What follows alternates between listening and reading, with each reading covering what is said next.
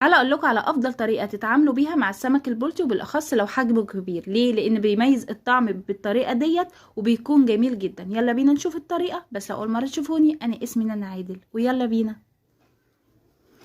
اول حاجه نحضر التتبيله، وهي حزمه بقدونس صغيره، وممكن البديل ليها كزبره، بصله اخضر واحده، وليمونه كبيره، واربع فصوص ثوم، واحط كمان قرنين فلفل احمر، ولكن طبعا ده مش سبايسي، ولو عايزينه سبايسي ممكن تعملوا ميكس معاه.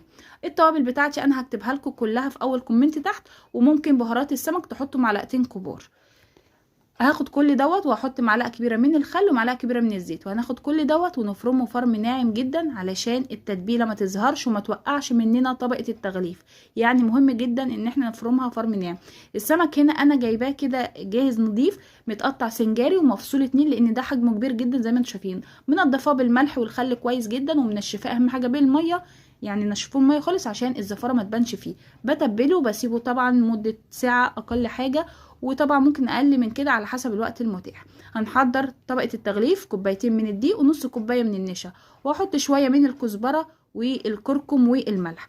تقدروا هنا كمان لو حابين القرمشة تبقى اكتر معاكم، خليها كوباية من النشا وكوباية ونص من الدقيق.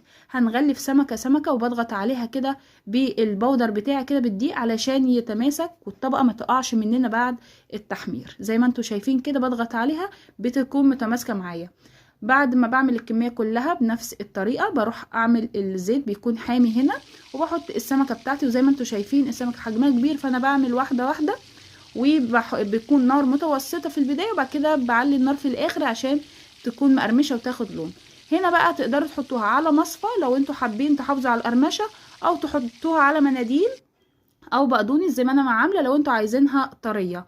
وزي ما انتوا شايفين بجد يعني الفيديو بيتكلم عن نفسه. اتمنى تجربوا الطريقه ديت. ما تنسوش لايك واشتراك، وتتابعوني على الفيسبوك. دمتم بخير.